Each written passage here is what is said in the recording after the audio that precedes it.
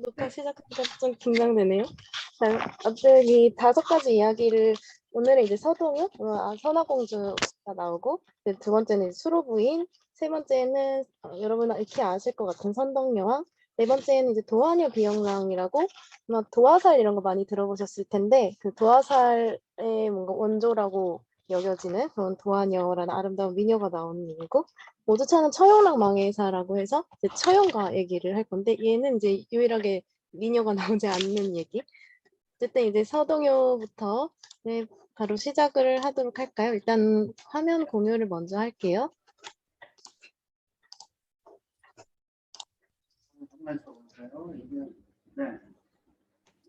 네.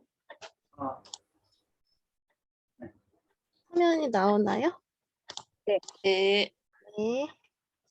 우리 또 만나뵙게 돼서, 네, 만나뵙게 돼서 다시 한번 반갑고요. 반갑습니다. 네.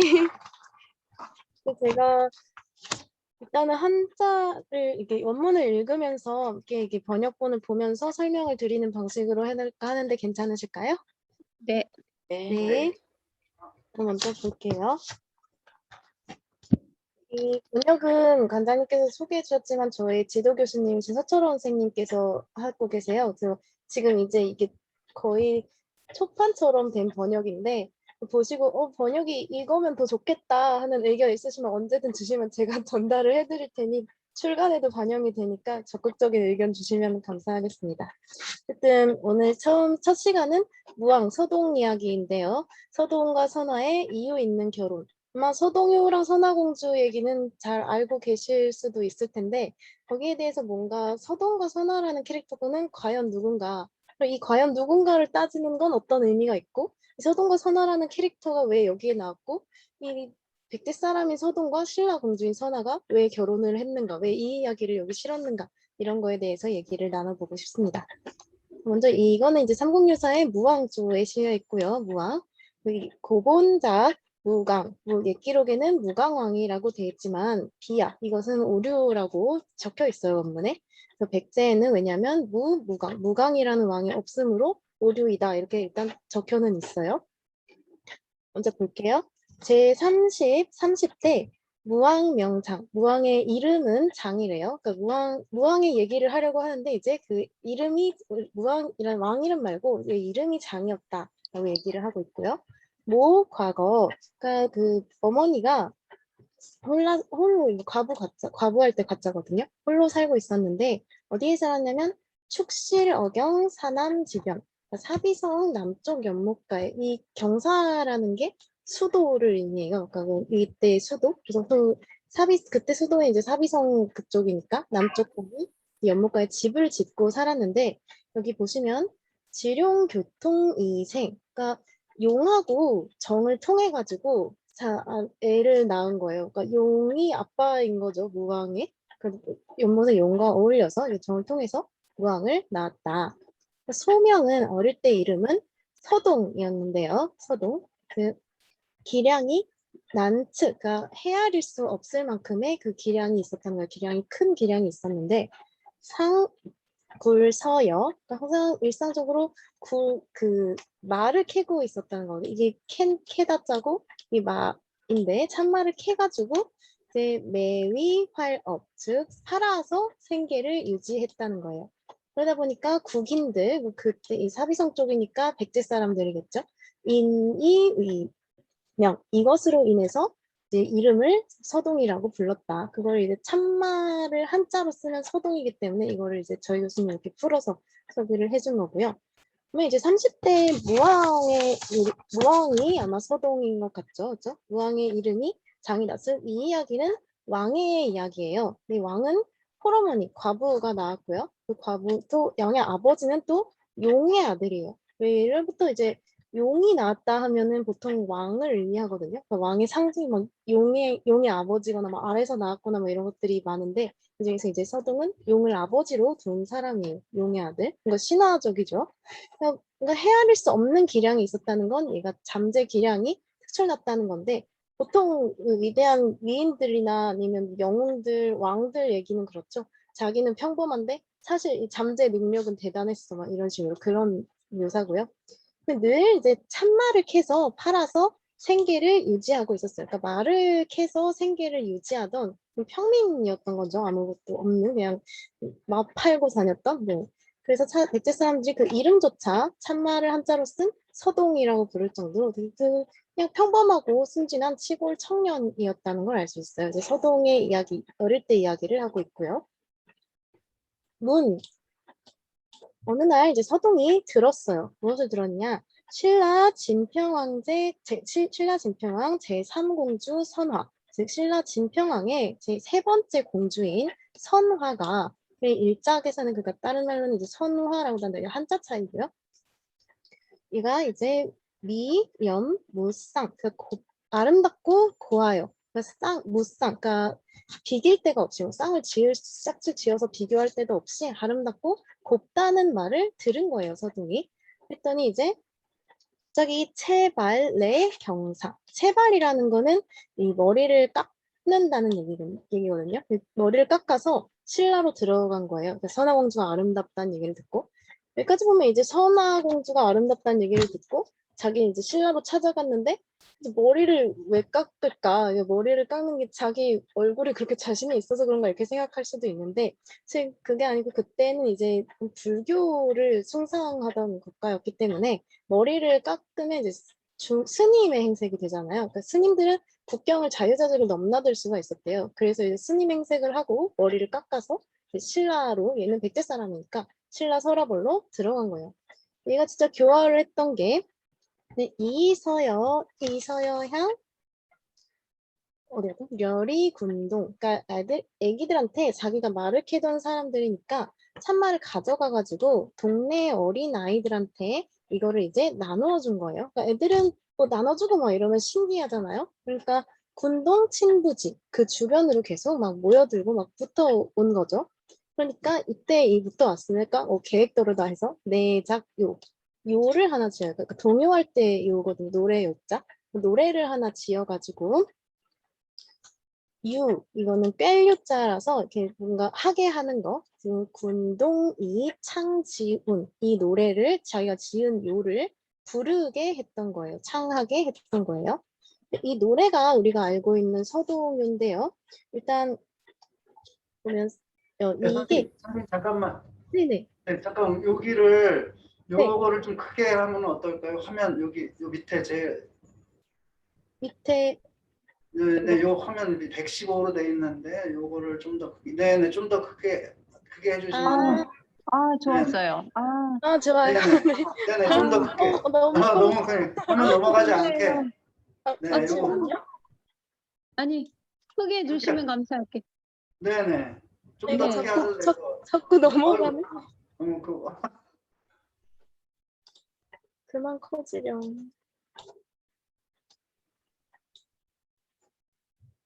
이 정도면 될까요? 요거를 네 요거 옮기시면 될 거. 네네 네. 저쪽에 끝에가 또 안 보인다. 그러면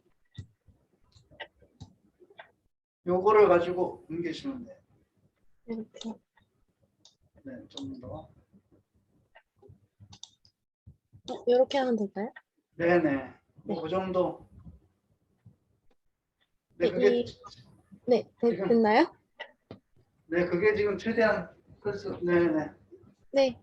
다른 분들 어떠세요? 좀 잘 보이시나요? 그래도? 네, 좋아졌어요. 좋아졌어요? 네, 잘 보여요. 네네. 다행입니다. 네, 잘 하셨잖아요. 네. 요게 이제 서동요 노래인데요. 그러니까 얘가 이제 천하공주가 아름답다는 소문을 듣고 자기가 이제 계획적으로 신라로 찾아간 거예요. 그 중행세 머리를 깎아서 중행세를 하면서 국경을 넘어서까지 찾아 들어가서 자기가 캐던 말을 가지고 가서 이 어린이들의 환심을 사면서 나눠주면서 이 어린이들이 막 이렇게 좋다고 몰려드니까 동요를 하나 지은 거죠. 그래서 이거를 부르게 했다. 왜 부르게 했냐는 이 동요를 보면 알 수 있는데요. 이게 그 서동요 원문이고 요게 이제 서동요 내용인데요. 그러면 선화공주 그러니까 선화공주님은 탐일지 잠시만요. 네, 남몰래 정분이 나가지고 양궁이 죽어지고 서동방을 그 서방님을 야이 요란 을타포견거여라고 돼 있어요. 그러니까 밤에 몰래 안고 간다. 이게 보시면 여기 이 두 글자가 이 관장님 원문을 실어주셨던데 자료집에 162페이지에 잠깐 보시면 보이실지 모르겠네. 두 번째 그 세로로 있는 두 번째 줄에 나중에 서동방을 야의 한 다음에 요 글자가 하나 있어요. 안 보이시려나?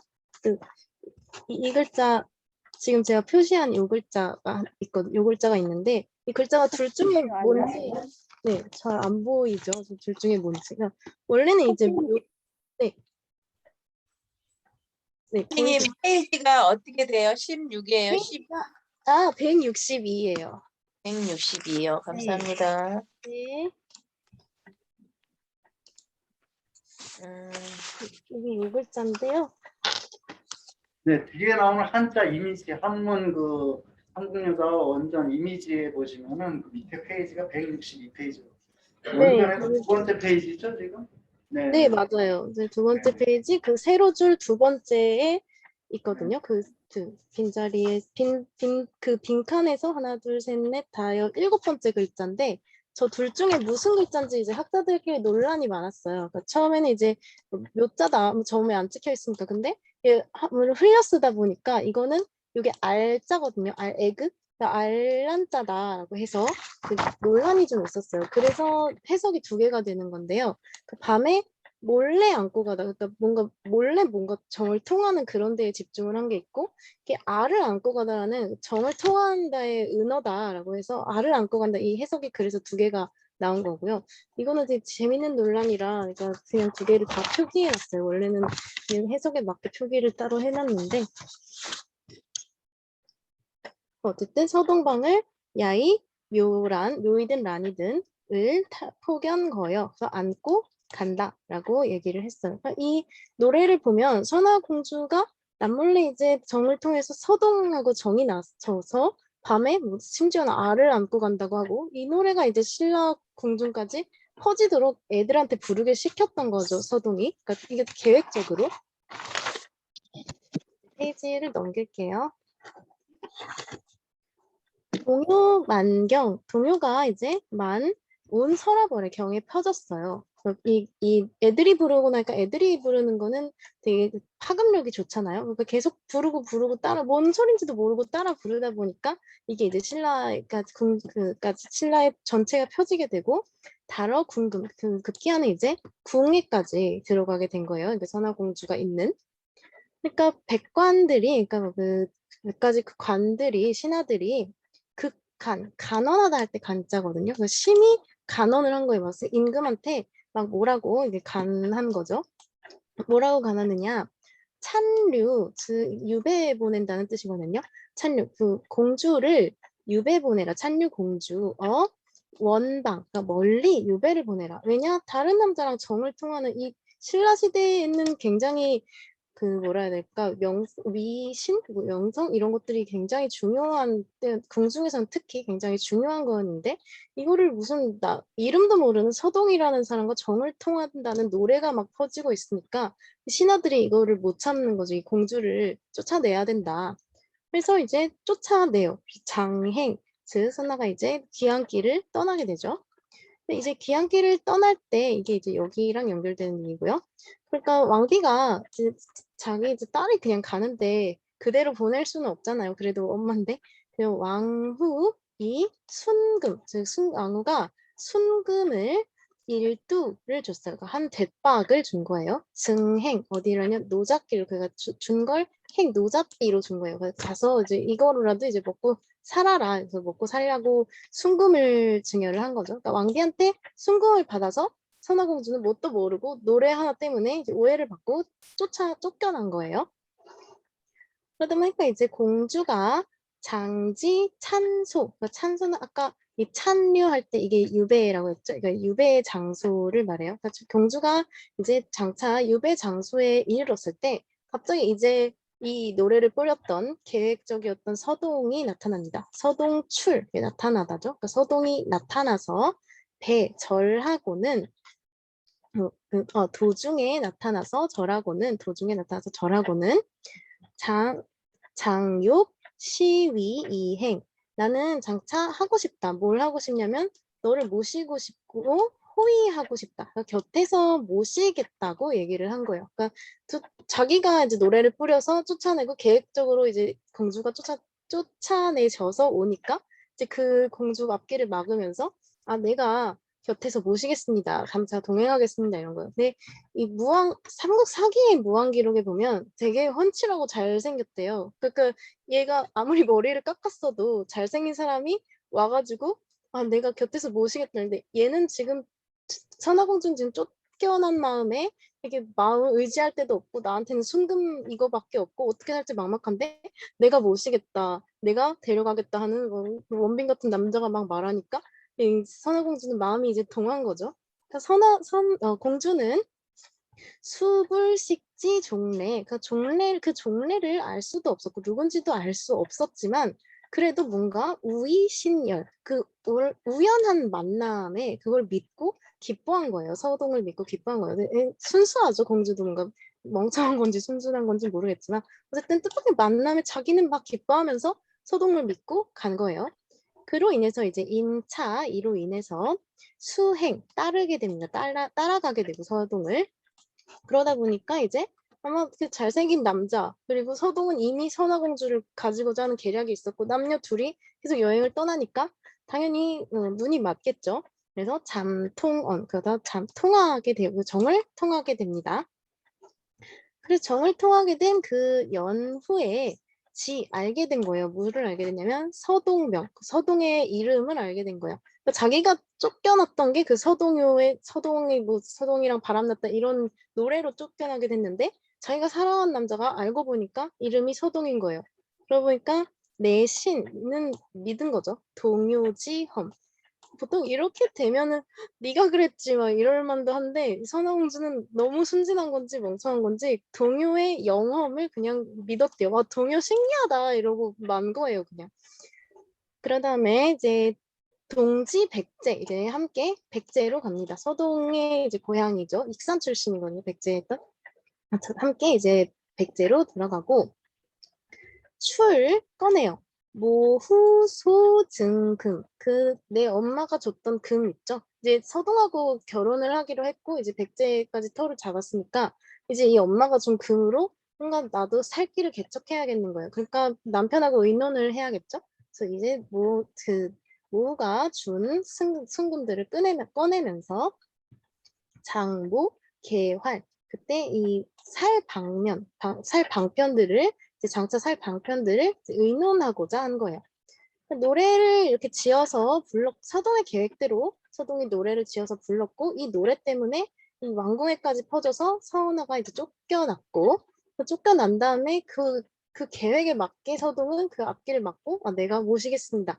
그걸 또 서운아는 그렇구나 멋있다 좋다 너무 우연이다 신기하다 이렇게 믿고 그 다음에 서동의 이름을 알아서까지도 동요의 영험이 굉장하다 진짜 동요가 사실이었네 이러고 말고 네, 이런 스토리가 진행이 되고 있어요.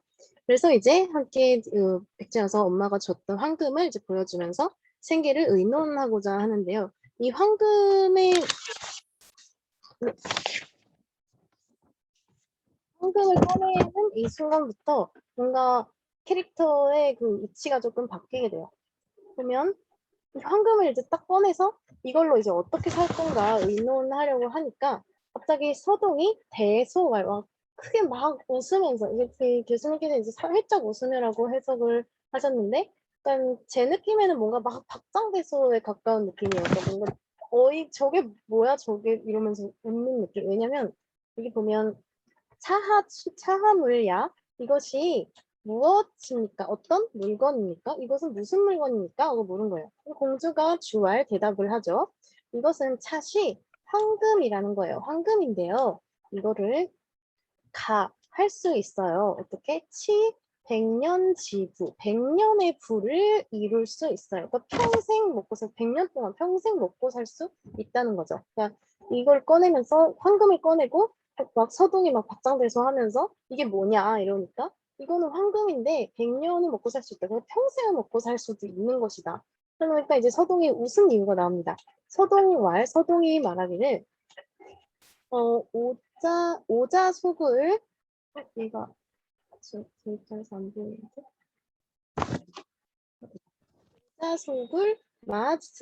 소자속을 서지지. 그러니까 내가 어릴 때 캐던 그 막 캐던 곳에 그 막 캐던 땅에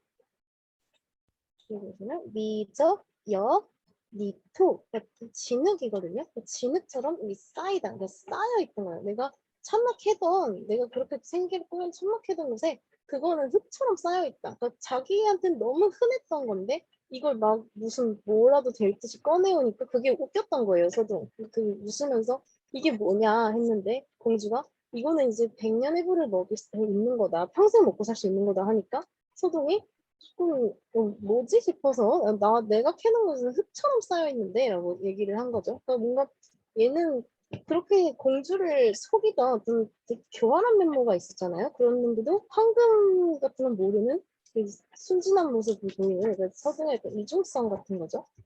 그러니까 그 주문 공주가 이제 듣고서는 아주 깜짝 놀라겠죠. 산처럼 쌓였다니까 대경 말고 깜짝 놀라서 말하기를 차시 천하지보. 이것은요 천하에 이르는 보물이에요. 그러니까 이건 너란 뜻이거든요. 군금 지금 지 소재. 너는 지금 이 금의 소재를 금이 있는 곳을 알고는 즉 차, 도, 수송, 부모, 궁전, 가여 이거 안다면 이거를 이 보물을 이 수송이 좀 중요하죠. 수송을 보낸다는 건데 어디로 보내냐면 부모가 계신 궁전으로 보낸다는 거예요. 그러니까 이것은 해석을 보시면 이거는 천하의 엄청난 보물이요. 이거를 내가 부모가 계신 궁궐에 보낼 수 있도록 너가 이 황금이 계신 곳을 알려주겠어? 황금이 계신 곳을 알려주겠어? 네. 사실 해석을 하면 황금이 있는 곳을 안다면 그거를 보내도 되겠습니까? 이거에 좀 가까운데 조금 의역해서 이런 식으로 해석이 되어 있어요. 궁궐에 보낼 수 있도록 황금이 있는 곳을 나한테 알려달라. 그러니까 선아도 지금까지는 뭐 서동이 뭐 하더라도 동요 되게 좋다. 서동이라는 이름이나 신기하다 이런 순진한 여성의 이미지였는데 갑자기 서동에 이제 황금이 있다는 걸 알고 나니까 그럼 황금으로 우리는 다 먹고 살 수 있겠다 이런 순진한 마음이 아니라 이거를 엄마 아빠한테 보내야겠다. 이걸 엄마 아빠한테 보내면 뭔가 자기가 얻을 게 더 있으니까 그런 식으로 생각이 간 거지. 뭔가 선아공주가 더 똑똑해지고 서동은 뭔가 멍청이가 된 것 같은 황금도 모르는 갑자기 순진한 시골 청년이 된 것 같은 느낌이 있어요. 그래서 서동이 말을 해요. 서동은 아무 그런 것도 없이 네, 좋아요 라고 말을 해요. 그러니까 뭔가 묻지도 따지지도 않고 그냥 좋다고 하는 거예요. 그만큼 선아공주가 좋았을 수도 있고 생각이 없는 것일 수도 있고 어쨌든 취금 그래서 그 금을 이제 취합해가지고 가서 캐가지고 적여구를 언덕처럼 쌓아주고 여가 이제 뭐뭐처럼이거든요. 그 언덕처럼 쌓아두고 그 다음에 어디에 다다랐냐면 용화산 용화산에 있는 사자사에 간 거예요. 거기 지명법사가 있는 장소에 간 거예요. 사자사라는 거는 이제 익산에 있는 절이에요. 그 익산에 있는 사자사에 가서 지명법사가 있는 장소에 다다른 거예요. 이 지명법사를 찾아간 이유도 나중에 얘기를 할 텐데 어쨌든 승려를 찾아갔죠. 이것도 뭔가 선화공주의 계략이 있어서 찾아간 거예요. 그래서 물어요.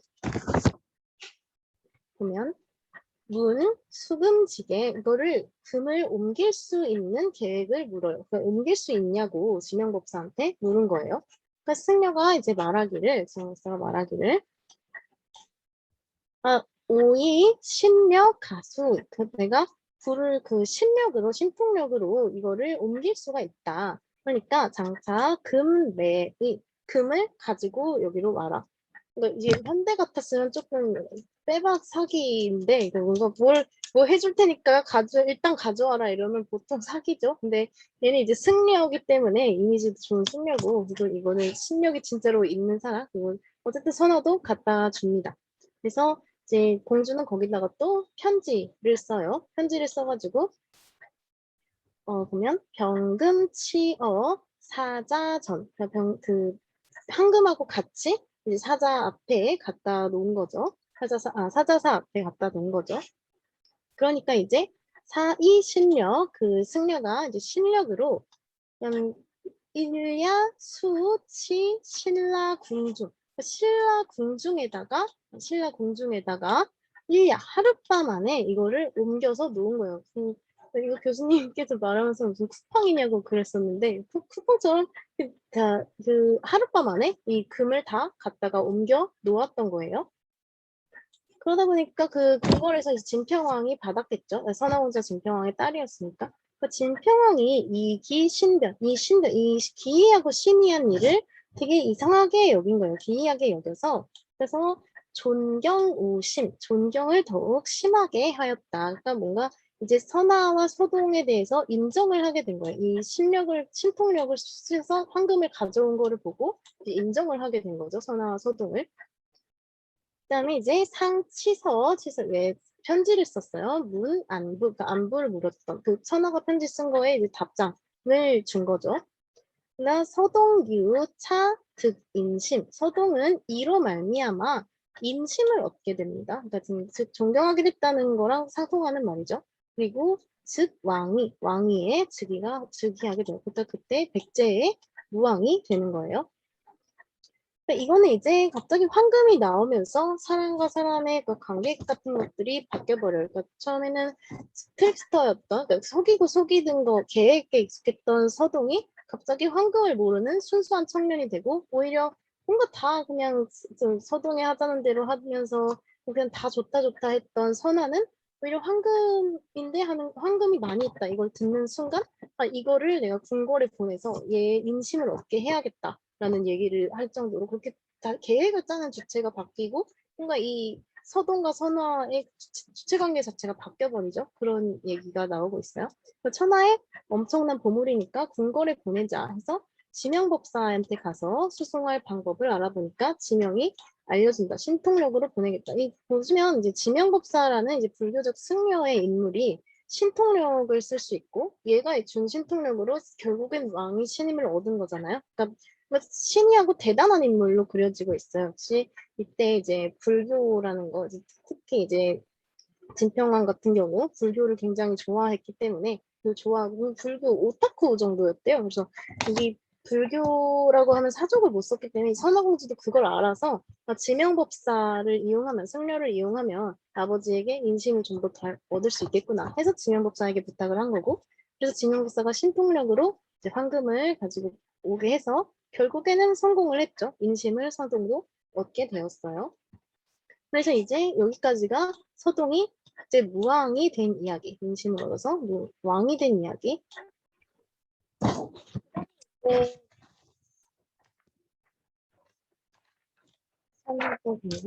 일일 왕여 부인. 이거는 이제 왕이 이제 무왕 부인과 함께 이제 서동은 이제 왕이 됐으니까 왕은 서동을 말할 테고요.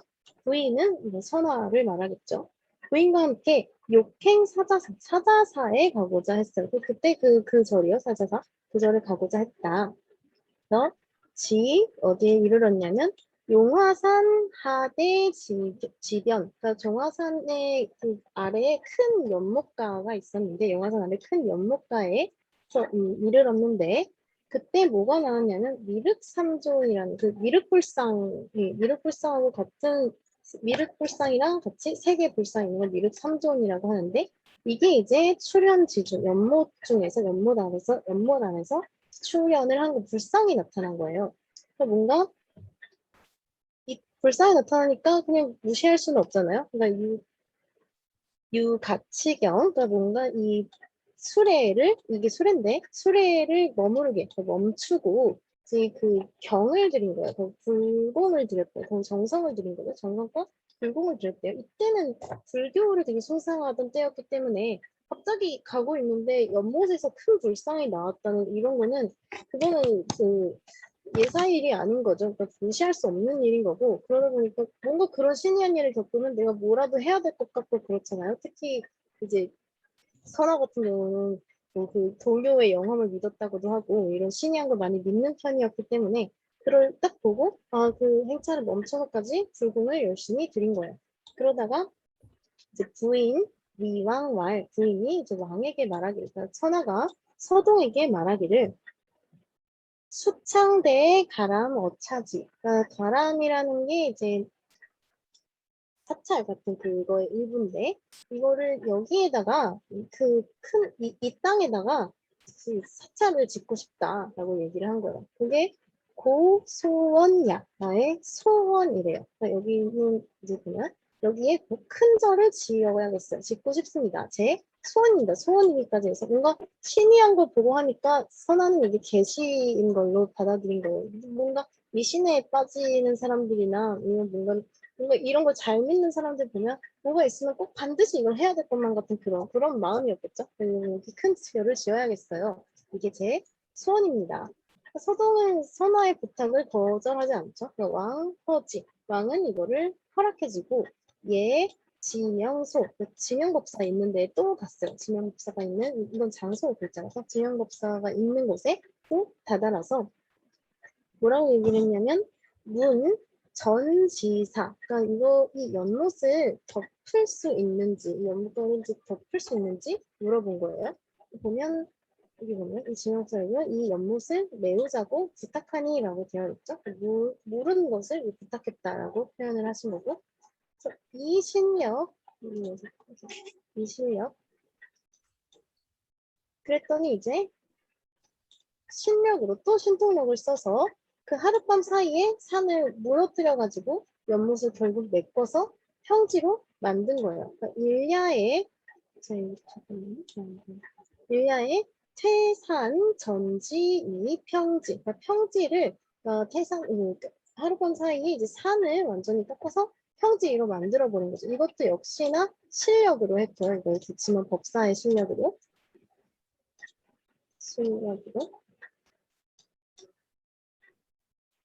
그래서 이어서 이제 미륵 3존이 있겠죠. 이제 대매 이어서 법상 미륵 3존, 그 미륵 3존이 나타났던 때니까 이 미륵 3존도 다시 이제 세워주고 전탑이나 낙무 이거 다그 절의 건물들을 말하는 거거든요. 각 삼소창지 거기에 이제 각 세 가지 장소에 이제 지어 놓은 거예요. 이 절의 그 건물들을. 그 다음에 액왈 이름은 뭐라고 했냐면 미륵사라고 했다. 그래서 이 미륵사 창건의 이야기까지 여기 나오고 있는 건데 삼국 사기에서 말하길 왕흥사라고도 하는데 어쨌든 여기는 이제 미륵사 이야기로 나와 있어요. 여기 미륵삼존이 나와서 여기서 선화가 지은 거니까 미륵사다라고 얘기를 한 거고 그래서 이제 진평왕이 견백공 조지 진평왕도 임신이 있으니까 백공들을 이제 장인들을 파견을 해줘가지고 이거 이제 창건을 돕게끔 했다. 그 다음에 지금 존기사 지금도 그 절이 있다 남아있다. 그래서 이제 진짜 이게 쓰여진 게 이련이 쓴 거니까 그 이련 때에도 이제 그 이련 때에 그게 남아있다 있었다 이련 당시에도 미륵산 남아있었다 이렇게 해석을 하신 거고 삼국사기가 말하기 여기는 이제 미련이 덧붙여 놓은 건데 삼국사기가 말하기를 이 법왕지자 법왕의 자식이라고 무왕이 법왕의 자식이라고 했는데 2차 전 여기에서 전하기로는 그냥 동료지자 얘 용화들이었죠. 그래서 용화 동료의 그 홀어머니가 용하고 나왔던 거니까 동료지자라고 하니까 자기도 모르겠대. 미상 이러고 끝내버린 거죠. 자기도 뭔가 잘 모르겠다. 뭔가 그 실제적인 거를 추구하려고 했는 그런 일련의 노력이 돋보이는 주석이었고요. 그래서 결국 이거는 무슨 말이냐면 왕이 부인과 사자사의 행차를 했는데 나중에 이제 왕이 된 후의 이야기죠. 이건 서동이. 부인과 함께 사자사에 행차하는데 용화산 아래에 큰 연못가에 이르니까 미륵불을 포함한 불상들이 세 개가 나타난 거예요. 이때 이제 행차를 멈추고 정성껏 불공을 들였어요. 그러니까 뭔가의 표상이 나타나니까 이제 선화공주 성격상 저거를 무시할 수는 없었던 거죠. 그러니까 불공을 들이고는 선화가 이것만으로 안 되겠다 싶어서 이것은 무슨 계시다라고 생각을 한 모양이에요. 그래서 무왕에게 부탁을 했었죠. 여기에 큰 절을 지어야겠다. 내 소원이다. 즉 미륵사를 지은 거는 선화가 주체적으로 한 일이고 선화의 의지였다는 점에서 의의가 있는 구절입니다. 여기서 지어야겠다. 내 소원이다. 그래서 왕이 창성하고 진영급사를 불러서 이 연못을 메어버리자. 그 연못에 짓고 싶다는 거니까 부탁하니까 자기가 이제 순통력으로 산을 무너뜨려서 연못을 다 메꿔놔서 평지로 이제 만들어준 거죠. 이어서 여기에 이제 미륵 삼존을 보고한 거니까 미륵 삼존을 만들고 또 정각과 탑도 세 곳에 나눠 세우고 이름도 미륵사라고 붙였다. 그래서 진평왕도 인심을 샀던 진평왕도 장인 여러 명을 보내서 창건을 도와주었고 이때 미륵사는 아직 지금 불탔다고 하죠. 전체 삼국사기에는 무왕이 법왕의 아들이 했는데 여기서 뭐 호러머의 자신이 모를 일이다 이거는 이련이 덧붙인 얘기였고요. 여기까지가 이제 서동요 얘기였고요. 일단 여기에 대해서 이제 자세히 알아볼 건데 일단 서동과 선화의 이야기였어요. 그러니까 서동이라는 중요한 거는 서동이 백제의 인물이었고 선화는 신라의 공주였죠. 이게 가장 핵심적인 건데 백제의 아들이었던 서동이 백제의 평민이었던 서동이 선화라는 신라의 아름다운 공주를 공주한테 찾아가서 이제 결혼까지 하게 되고 결국에는 왕위에 오르게 되는 그것도 이제 백제의 왕이 되죠 서동이. 그런 거에 대해서 어떻게 되느냐. 이 삼국 사기에 남겨진 이야기 유사라고 얘기가 나온 거기 때문에 뭔가 여기 그 무왕조에 실려 있잖아요. 그러니까 뭔가 이걸 역사의 인물로서 인식하려는 게 있어요. 증거물 미륵사라는 것도 남아 있고 증거물이라는 게 계속 남아 있으니까 이것이 누구냐에 대해서 그 역사의 인물로서 인식하려는 것들이 있었어요. 그러니까 여기서도 서동이라는 사람이 누구냐에 대해서 진짜 무왕인지 누군지 이런 거에 대해서 말이 되게 많거든요. 일단 서동이라는 사람은 네, 저 선생님. 네. 잠깐만, 우리 잠깐만요. 지금 너무 열심히 하셔가지고 한 5분 정도 쉬었다 하는 게 어떨까 싶은데요. 네, 좋아요. 네, 다들 괜찮으시죠? 네. 네, 좀 5분 정도 쉬었다가 이제 하도록 하겠습니다. 네. 네. 다들 네. 네. 네, 시작하겠습니다. 네. 네, 여기까지 이제 서동요에 대해서 무왕조에 대해서 살펴봤는데요. 여기서 이제 우리가 이제 이게 삼국 사기의 유사로서 나온 거기 때문에 일단은 역사에 기반을 두고 있는 이야기가 맞아요. 그렇기 때문에 얘가 누구인가라는 거는 문화를 연구하는 데 있어서도 뭐 국문학계에서도 많이 논란이 많이 됐고 썰이라 해야 되나? 설도 굉장히 많이 나왔거든요.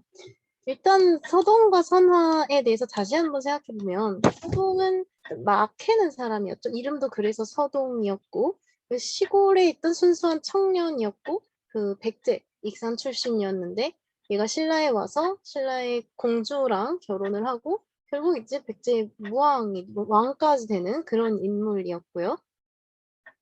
근데 얘는 이제 말을 캐는 사람이고 뭐 노래, 게임을 하는 사람이고 이런 게 서동의 정체성일 거고 또 서동의 탄생을 생각해보면 용의 아들이었죠. 그게 이제 건국 신화의 요소를 갖추기도 했고 익산 특수력 출신이어서 이 익산에는 아직도 뭐 서동의 축제 이런 걸 한다고 해요. 익산의 가장 유명 인물이 서동이라고 하더라고요. 근데 이게 그렇다면 얘가 이제 무왕이냐? 백제는 무왕 얘기를 봤더니 수평왕하고 전쟁을 7차례나 했대요. 그래서 사이가 굉장히 좋지 않았던 건데 그러면 신라의 국혼이 상상이 없다. 왜냐면 진평왕하고 서동이 이제 선화랑 결혼했고 이 이야기에 따르면 이제 사돈 사이인 건데 진짜 사위잖아요. 사위랑 장인어른 사이가 이렇게 좋지 않을 수 없다. 그러니까 얘는 무왕이 아니다. 이렇게 하는데 또 일각에서는 아니 오늘날의 사람들을 봐라. 사위랑 장이 사이가 좋은 사람이 어디 있느냐.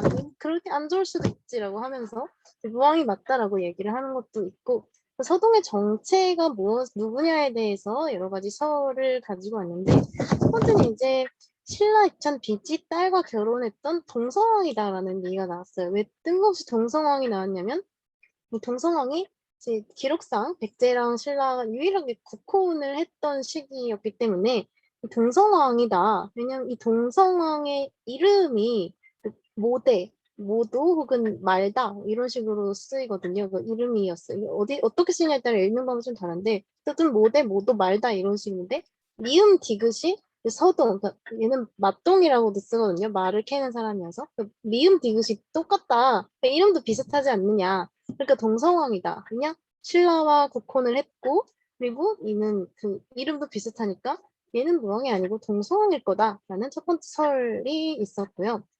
두 번째는 이제 무강왕과 뜻이 비슷한 무령왕. 뜻이 비슷하다는 건 무슨 말이냐면 이 령자의 의미인데 이게 안녕할 때 령자로 편안하다는 의미고 이 강도 이제 편안할 강할 때 자거든요. 그러니까 뜻이 비슷하니까 한자는 혼용이 가능했었단 말이에요. 그때는 이제 뜻으로 쓰는 한자도 있었기 때문에 비슷하니까 혼용을 할 수 있었을 거다.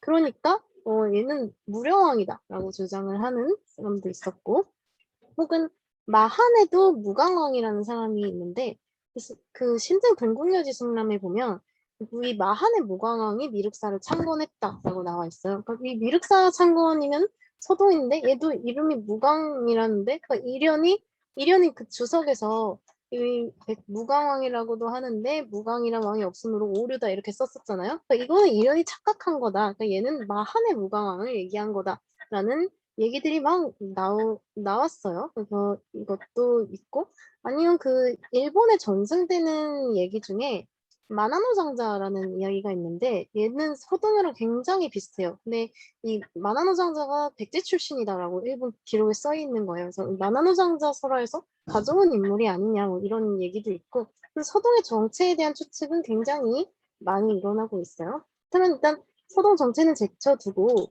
선화에 대해서 잠깐 보면 선화의 정체성은 사실 아름다움이었죠. 왜냐면 서동이 선화를 꼬신 이유도 아름다워 예뻐서잖아요. 그러니까 예쁘다는 말을 듣고 서동이 움직이기 시작한 거예요. 신라의 여성들에게 이런 아름다움이 부과되는 것은 조금 권능을 가져요.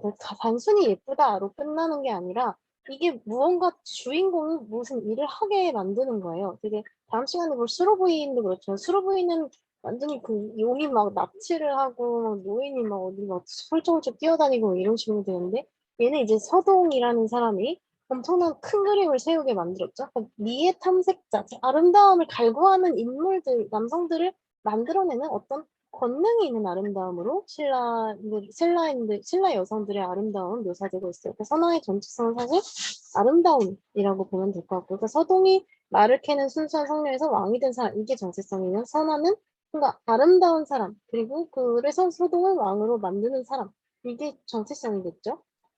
그렇다면 선화라는 인물은 누구냐, 실제로 있었냐 보니까 여기 보시면 이 그 미륵사에서 출토된 어떤 그 봉영기, 사리 모시는 내력을 적은 사리 봉영기가 있었어요. 그러니까 거기에 이제 절의 창원 배경이나 이런 걸 적기도 하는데 거기에 보면 가만히 생각하건대 뭐 법왕께서 세상에 출현하시어 뭐 어쩌고저쩌고 하면서 뭐를 남겨서 어쩌고저쩌고 하였다. 그 신통 변화는 불가사의 하였다. 밑줄 친 부분 보시면 우리 백제 왕후는 좌편 이거는 이제 거의 제일 높은 벼슬급인 제 백제 벼슬이에요. 사택적덕의 딸로서 사택적덕의 딸이라는 거 백제 왕후가 선화가 아니라 사택적덕의 딸이라고 의사가 된 거죠. 그러니까 선화가 미륵사를 창건했다. 이거는 여기 이걸 봤을 때 완전히 허구인 거고, 그러니까 선화라는 인물 자체가 허구 인물이다 이렇게 되는 거죠. 그렇다면 선화가 허구 인물이라면 그러면 이 실존 인물 무왕은 무왕이겠지만 서동 역시 그냥 그 허구의 존재로 보는 것이 무방하겠다라는 것이 지금 이제 거의 지배적인 의견이 되고 있고요. 그래서 선하든 서동이든 설화 속 가공 인물이라는 거죠. 그렇다면 얘는 역사서의 인물인데 실존 인물은 아니고 어떤 그냥 역사적 사실을 바탕으로 재창작된 가공의 인물이다. 라고 결론을 내리고 있는 건데, 이랬으면 그러면 허구의 존재라는 것은 의미가 없느냐, 가치가 없느냐, 그거는 또 아닙니다. 우리가 심청이나 춘향이 진짜 살아있다고 믿는 사람은 없잖아요. 그런데 이 사람들이 의미가 없지는 않죠. 왜냐하면 심청이랑 춘향이의 안에는 그 시대의 사람들의 욕망이 있고 그 시대의 사람들이 어떻게 생각하느냐가 들어있고 그 시대인들이 만들어낸 그 시대의 뭔가 창작의 산물인 대표격인 인물들이잖아요. 그러니까 우리는 얘네를 탐구하면서 그 시대를 이해할 수 있고 그 시대의 작품을 이해할 수 있는 거니까 또 삼국유사의 인물도 허구 인물이라고 얘는 역사서에 있는데도 허구 인물이야 하고 치울 것이 아니라 이 사람에 대해서 그렇다면 이런 캐릭터로서의 서동과 선아는 어떤 존재냐? 그럼 얘네들은 무슨 의미가 있지? 왜 서동을 그럼 이렇게 넣었고 왜 이런 창작을 해놨지? 그리고 이해할 수 있다면 뭔가 우리 문학을 더 깊이 이해할 수가 있겠죠. 이때 이련이 지었건 아니고 어디서 퍼왔건 이런 이때 사람들의 생각이라든가 왜 이런 것들이 나왔는가에 대해서 생각을 하다 보면 그게 비록 실존 인물이냐 아니냐 이게 중요한 게 아니라 그 안에 있는 그 안에 있는 사람들이 어떤 의미를 가지느냐에 대해서 생각해 볼 필요가 있는 것 같아요. 특히 제가 하나 꼽은 거는 여기 백제의 영웅, 무왕, 즉 신라와의 전쟁에서 거의 모두 그 7차례 싸웠다고 했죠. 진평만 해도 이것을 신라의 사위로 만든 이유 같은 게 있을 거 아니에요. 이런 거를 또 생각해 본다는 거 그런 게 의미 있는 것 같고 문학 연구도 이런 식으로 진행이 되는 경우가 좀 많습니다. 어쨌든 이 무학 이거에 대한 답을 하기 전에요. 캐릭터로서의 서동과 선화를 다시 한번 볼게요. 그러니까 캐릭터로서의 서동 선화는 아까도 네, 계속 말했지만 서동은 말을 캐는 순수한 청년이었다가 왕이 되는 인물, 선화는 아름다운 여인이었는데 이 서동과 결혼하면서 서동을 왕으로 만들어주는 인물이에요. 근데 아까 설명하면서 잠깐 언급을 했지만 황금의 등장이 주도 인물이 달라지는 변곡점이 되거든요. 그러니까 황금이 등장하면서 서동은 사실 이전에는 속이는 입장이었어요. 선아를 속이고 선아를 자기 아내로 맞이하려고 일부러 노래를 짓고 일부러 이걸 퍼뜨리려고 하는 되게 교활한 인물이었거든요. 그걸 이제 속이는 사람, 교활한 사람, 트릭스터라고 얘기를 하는데 트릭스터의 기질이 엄청 강했어요. 교활한 사람이었고 자기 계획대로 막 이렇게 척척 딱 해나가는 그런 인물이었는데 갑자기 선아가 황금을 꺼내는 순간 막 박상대소하면서 이게 뭐야? 이거 우리 집에 되게 많은데 막 이러는 갑자기 순진한 시골 청년으로 변해버려요. 한글 모르는 순박함. 사실 이게 그런 교활함을 가진 사람이 이렇게 순진했을 때 이거는 조금 모순이죠. 그러니까 이게 황금의 등장으로 인해서 그 서동의 캐릭터성이 입체적, 이 입체가 또 반대로 뒤집히게 돼요. 선아의 경우도 원래는 이제 속는 입장이었어요. 그러니까 그 노래에 사실 당한 거죠. 걔는 생각도 없었는데 갑자기 노래가 퍼지니까 뭣도 모르고 저항도 못하고 그대로 쫓겨나가지고 서동이 막 모신다고 하니까 아우 좋다 노래가 진짜네 하고 완전 순진하게 그런 인물이었는데 갑자기 이제 황금이 많다 이러니까 선아가 그거 그러면 눈을 막 빛내면서 우리 집에 보내자 이래가지고 그건 이제 선아의 계략이었죠. 우리 집에 보내면 이거를 아버지가 보시고 뭔가 그 지명법사를 지명한 것까지 이 승려를 이용해서 황금을 보내면 아빠가 인심을 얻어서 내 남편을 이 신임을 얻을 수 있을 거야. 그래서 결국엔 왕이 되게 하죠. 이런 것들에 대해서 이게 이제 캐릭터성이 바뀌는 계기가 황금의 등장으로 인해서 바뀌게 돼요. 이때 이 남편의 인심을 얻어서 왕이 되게 하는 게 평강공주나 아니면 발복설화라고 내복의 먹지 설화랑 비슷한 게 있어요. 그러니까 평강공주는 잘 아실 텐데 어쨌든 이 평강공주나 발복설화는 다 어디서 쫓겨나가지고 자기가 이제 남편을 도와서 남편이 뭔가를 하게 만든거나 크게 성장하거나 이런 설화들이거든요. 잠시만요, 저 이거 충전기가 죄송합니다. 네, 어쨌든 이때 이 평강공주랑 발복설화는 내복의 먹지설화는 뭐냐면 이제 아버지가 이제 첫째, 둘째, 셋째 딸이 있는데 너희들은 누구 보게 먹고 살아? 라고 물어봤어요. 딸들한테. 근데 이제 언니들은 다 아빠 덕에 먹고 살아 이렇게 아부를 하는데 막내만 나는 내복에 먹고 살지라고 대답을 한 거예요. 그러니까 아빠가 화가 나서 얘를 쫓아냈어요. 쫓아내가지고 이제 가서 자기가 이제 걔도 뭔가 말을 캤었나 뭘 캤었나 아무튼 뭐 황금 캐는 거 만나서 금을 막 모아서 부자가 되고 결국에 아빠한테 다시 가서 봐봐 내가 내복에 산다고 했지라고 하는 그런 여성 이야기거든요. 그 평강공주는 울면서 이따가 설명할 텐데 어쨌든 얘도 이제 온달을 왕으로 만드는 하여튼 이걸 보면 여자가 남자를 어떻게 해서 자기가 주체적으로 뭔가 살아가고 심지어는 남자를 왕으로 만드는 또 주체적 여성으로도 읽히기도 하고 그런 연구도 많았어요. 이거는 여성사에서 중요하다. 여성 입장에서도 주체적 여성들이다라고 얘기하는 경우도 굉장히 많았는데 이거에 대해서는 이제 좀 더 볼 필요가 있을 것 같아요. 일단 그 내복의 목지는 그렇게 유명하지는 않으니까 제일 유명한 삼국사기의 온달과 지금 읽었던 삼국유사의 무왕 얘기를 잠깐 볼게요.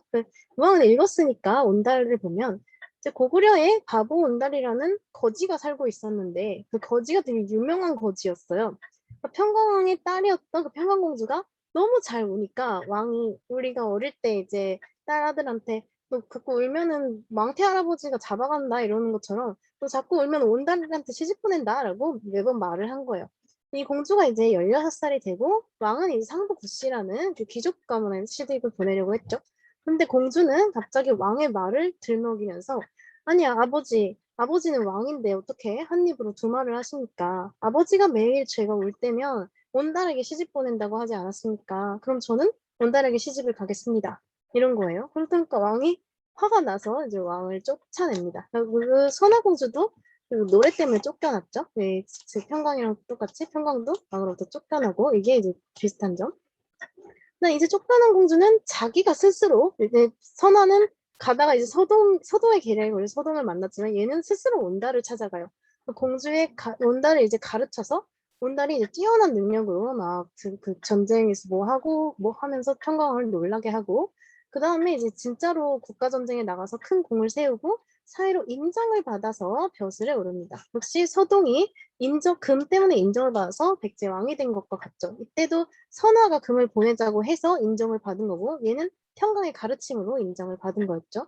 그다음 온달은 이제 전투하다가 죽고 그 전투하다 죽었는데 그 관이 움직이지를 않아요. 그래서 공주가 와가지고 아유 낭군님 사는 것과 죽는 것은 정해져 있습니다 하고 온달을 관을 어루만지니까 이제 관이 움직이기 시작해서 장사를 지내야 되는 거고 이게 공주가 이제 온달의 그 신이란 신통력을 발휘해서 이제 관을 움직이게 한 거고 선아는 또 서동한테 못을 배우고 미륵사를 창건한다고 또 업적을 세운 거죠. 이게 이거 업적이라 하긴 좀 그렇지만 어쨌든 공주가 주체적으로 뭔가를 한 스토리가 있다는 거 이게 이제 비슷한 점이죠. 얘네들은 뭔가 되게 뭐라 해야 될까요? 비슷한 인물들이면서 좀 주체적인 여성이다라고 했고 이 스토리가 비슷하기 때문에 이거는 누가 누군가의 영향을 받은 거다라는 얘기가 있었어요. 근데 이제 그럼 누가 누구의 영향을 받았냐라고 얘기를 할 때 사실 삼국 사기가 먼저죠. 그 다음에 삼국 유사가 나온 세계 서지상으로 볼 때 그게 먼저기 때문에 그러면 온달이 먼저겠다라고 얘기를 했는데 사실 온달이란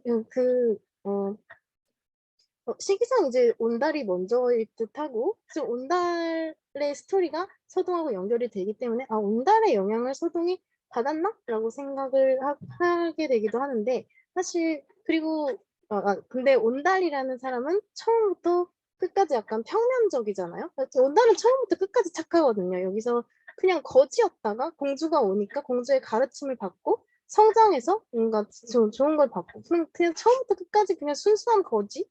그가 왕이 되는 거지인데 서동은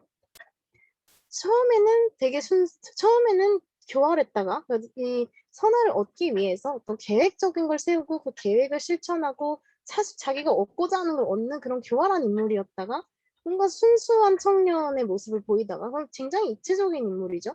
그러다 보니까 서동이 더 늦은 인물일 수 있겠다. 왜냐면 온달은 평면적이고 서동은 좀 입체적이니까 좀 나중 인물일 수 있겠다라고 얘기를 하고 그래서 사기보다 유사가 나중이고 서동이 더 입체적 인물이니까 서동이 온달의 영향을 받은 거다라는 주장이 있었어요. 그런데 사실 이거는 이 서사는 온달과 서동에서만 나오는 게 아니고 어떤 발복설화류라고 해서 내부배는 억지라든가 어떤 쫓겨난 여인 설화에 엄청 많이 나오는 그런 모티프거든요. 그렇기 때문에 꼭 온달의 영향을 서동이 받았을 리는 없다라는 주장도 나오고 있고, 혹시 또 서동은 기억나실지 모르겠는데 용의 아들이었죠. 용의 아들이라는 건 신화적 인물이거든요. 그러니까 신화에서 나올 법한 이야기이기 때문에 사실 신화가 먼저 있고 그 다음에 이제 조금 현실적인 이야기로 점점 내려오는 거기 때문에 신화라는 건 더 오래된 거고 뭔가 좀 전대의 인물 느낌이 나는 경우가 있어요. 그래서 서동 같은 경우 용의 아들 이런 신화적 요소 같은 거기 때문에 꼭 그렇게 입체적 인물이라 해서 후대 인물이라고 할 수는 없지 않을까요? 그래서 이런 논란이 있다는 것만 그냥 언급을 해줬고요. 중요한 건 이제 주체적 여성들에 대해서인데 이제 선화와 평강이라는 애들이 과연 이제 주체적인가? 사실은 평강이라는 사람은 선화보다 주체적으로 보이긴 하죠. 그러니까 뭔가 자기는 스스로 결혼 상대를 고르잖아요. 초반부터 주체성이 뚜렷해요. 선화는 속일수에 말려서 서동의 계획대로 뭔가 자기 끌려당하는 느낌이 있는데 그래서 초반에 주체성은 좀 미흡한데 얘는 이제 황금을 계기로 변하게 되는 거죠. 황금을 계기로 갑자기 자기가 주체적이 돼서 이거를 옮겨서 능력을 인정받게끔 하고 왕으로 옮겨주고 이런 것들을 하게 되고, 평강의 경우에는 초반부터 되게 주체성이 뚜렷하게 돼요. 그래서 그냥 스스로 결혼 상대를 고르고 뭐 이런. 여기 이제 정은주 선생님의 글을 잠깐만 보면 온달설화의 평강공주는 삶의 본질을 자각하고 있다거나 체제의 원리를 철저히 체득하는 등 이미 성숙한 상태였어요. 그래서 선화와는 달리 초반부터 이미 자기는 이제 성숙한 여성이었던 거예요. 아버지의 권위에 도전해서 의연히 자신의 말을 할 수도 있었죠. 그래서 자기는 온달하고 결혼하겠다. 그런데 소아라 공주는 아직 삶의 본질도 자각하지 못한 상태에서 원리도 체득하지 못해서 자신의 말을 가질 수가 없었던 것이다. 그 신의 말을 가질 수 없기 때문에 남의 말인 서동요가 이 서사에 필요했던 것이에요. 이런 점을 고려할 때 서동요 출연의 계기에 대해서 다음과 같은 추론을 하십니다. 만일 선화공주가 이제 막 가문자 애기 설화나 평강공주처럼 자신의 말을 가질 만큼 성숙해 있었다면 서동요는 안 나타났을 거다. 즉 서동요의 출연 자체를 이제 선화가 초반 주체성이 부족했기 때문에라고 읽은 것이고, 일부는 이제 평강은 이미 성숙한 상태의 것으로 얘기를 한다라고 얘기를 하고, 그런데도 선화는 나중에 주체성을 되찾는다고 얘기를 합니다. 전체적으로는 소극적이고 수동적이지만 그런 가운데서도 이야기가 진행됨에 따라 차츰차츰 어른스러운 모습으로 성숙해가고 있는 것. 여기서 이제 성숙을 이제 주체성으로 치환시켜서 읽으면 좀 주체적 여성을 말하는 것 같죠. 선화공주가 궁중에서 쫓겨날 때까지는 자기 주견을 내세우려 하거나 부모로 독립하려는 어떤 의지도 보이지 않았어요. 그냥 살고 있었죠. 일단 궁중에서 쫓겨나 귀향을 가다가 서동을 만나면서부터는 부모나 아니면 다른 사람 견해가 아니라 자기의 느낌과 의지에 따라 행동하는 모습을 보여줘요. 특히 미륵서 창건할 때도 나 여기 절 짓고 싶어, 내 소원이야 라고 말하고, 황금을 보낼 때도 황금을 저 엄마 아빠한테 보내고 싶어요. 우리가 사는 게 아니라 엄마 아빠한테 보내면 어떨까라고 얘기를 하죠. 선화공주가 귀양 가는 도중에 나타나고 모시게 가겠다고 한 서동은 경계하고 멀리하는 것이 마땅할 텐데도 그저 그가 믿어 보이고 호감이 간다는 이유로 자기가 선택한 거죠. 남물의 정을 통한 만큼 자기의 느낌과 의지에 따르고 있으며, 이것도 사실 저는 순수한 것 조금 멍청한 수준으로 읽고 있는데 이제 정은수 선생님은 이것도 이제 자기 의지에 따른 거다라고 보고 계시고, 서동과 함께 백제에 이르렀을 때도 의존하기보다는 자발적으로 꾸려갈 계책을 마련하는 황금을 꺼낸 거죠. 이때 그 생활의 주도권을 장악하고 말을 캐서 생계를 유지하는 서동의 생활 방식에 흡수돼서 순응해서 살아가는 게 아니라 이 서동을 깨우친 거죠. 그래서 잠재적 가능성을 실현시키고 더 나은 생활로, 사실 그 엄마 아빠한테 보냈잖아요. 그래서 지적인 우위를 확보하고 있고, 미륵삼선이 바탕했을 때도 이때 큰 절을 세울 것을 발언할 만큼 내면적 성숙함을 보인다. 이 내면적 성숙함을 뭔가 주체성으로 본다면 이 평강과 선화의 주체성이 굉장히 뭔가 뚜렷하게 나타나는 것 같고, 뭔가 여성 입장에서 봤을 때도 이건 뭔가 후대의 여성상이 이 삼국사의 삼국유사 시대에 등장한 것만 같고 주체적인 멋있는 여성 같아 보여요. 근데 생각을 해볼 필요가 있어요. 왜냐면 이 주체적 행동의 보상을 받는 입장이 누군가, 그 보상을 생각해보면 전부 다 남성이 받고 있거든요. 그 선화공주가 주체적 행동을 했을 때 누가 이득을 얻었냐? 바로 서동이 이득을 얻었죠. 서동이 왕이 되게 만드는 주체성이었고, 평강도 뭔가 자기가 온다를 찾아가고 뭐 했지만 결국 온다를 가르치고 뭐 한 자기의 평강의 주체성은 결국은 온다를 인정받게 만드는 수단에 불과했다는 거죠. 사실상 우리가 또 춘향 얘기를 해서 죄송하지만 춘향전을 생각할 때, 이 춘향전을 얘기할 때 보통 이게 여성 향유층의 것이었기 때문에 소설이라는 게 여성 향유층의 욕망과 환상이 들어있는 아이, 중요한 환상을 응축시킨 아이가 춘향이라는 거에 대해서 부정하지 않죠. 왜냐하면 여기서 춘향이라는 거는 미천한 신분의 춘향이 이몽룡을 만나서 되게 아름다운 얼굴 그리고 뭔가 좋은 조건의 남자를 만나서 출세를 하게 되잖아요. 그렇게 좋은 남자를 만나서 내가 출세를 하는 거. 근데 이 춘향전을 남성의 욕망으로 읽지는 않죠. 여성의 욕망이고 여성의 환상이 있는 거잖아요. 그렇다고 우리가 이몽룡을 주체적 남성이다 이렇게 읽지는 않죠. 그렇기 때문에 이런 선화나 평강의 경우도 좋은 남자를 만나서 출세하는 것처럼 좋은 여자를 잡아서 미천한 신분으로부터 어떤 출세를 한다는 그런 남성층의 욕망과 환상이 드러난 인물이 아닌가 그렇게 볼 수도 있을 것 같습니다. 그러니까 주체적 여성, 물론 성격은 주체적이에요. 주체적 성격이 있고 신분도 좋고 아름답고 성격도 굉장히 주체적이고 적극적이고 자신의 삶을 살아가고 자신의 의지대로 행동을 하는데 이 주체적 여성이라는 것 자체가 그 주체성이 남성의 어떤 보상을 위해서 있는 거기 때문에 욕망의 대상이고 더 나쁘게 말하면 출세의 수단이 되는 거고 그리고 남성의 환상이라는 거고 결코 우리가 여성 입장에서 평가를 할 때 긍정적이다 뭔가 되게 롤모델이다 덕후적이다 이런 식의 평가는 제고할 여지가 있는 것 같아요. 그래서 선화와 평강의 주체성에 대해서, 그러니까 서동과 선화 이야기에 대해서 얘기를 해봤고요.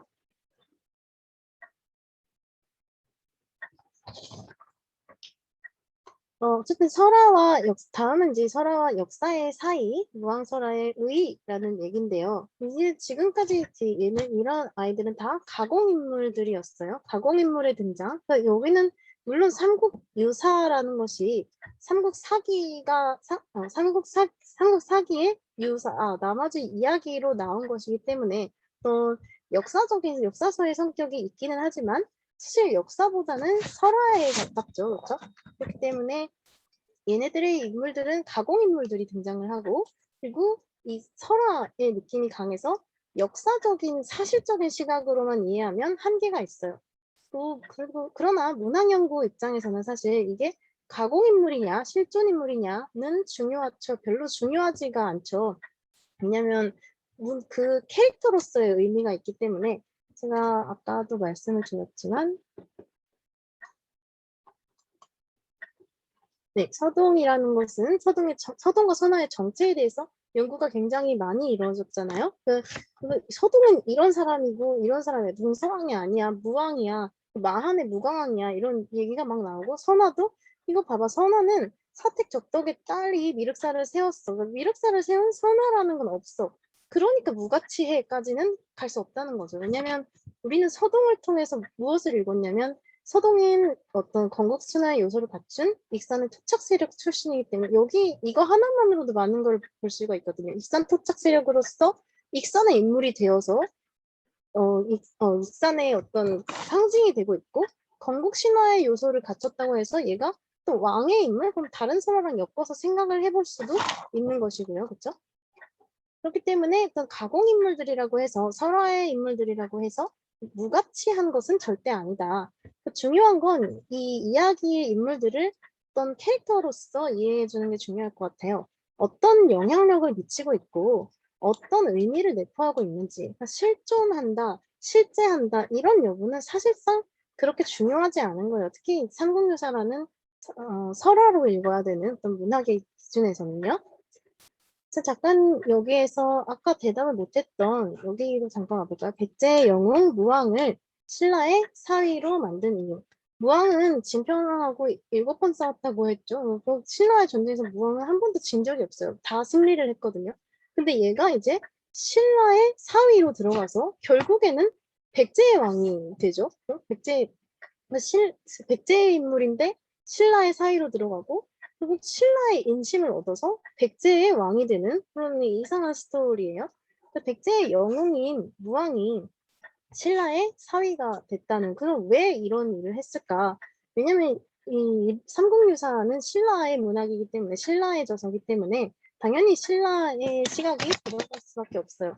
백제의 영웅 무왕은 우리가 졌던 인물이잖아요. 우리가 계속 패배했던 인물이고 그 무왕이라는 사람은 뭔가 부정적인 인물이었을 거예요. 이 사람은 그러면 우리 사위로 만들어야겠다. 우리 사위로 뭔가 화합을 가장을 하지만 또 사위로 밑으로 이제 넣으면서 신라의 시각이나 위상도 살리고 화합이라는 좀 허울 좋은 것까지 여기다 놓고 이런 식으로 했기 때문에 아마 백제의 영웅을 우리 신라에서 그러니까 너희는 우리 신라의 인정을 받아서 백제의 왕이 될 수 있는 거야. 뭐 이런 식으로 만들었던 게 아닐까. 그 얘기는 이제 여기에도 나옵니다. 서동의 업적에 대해서.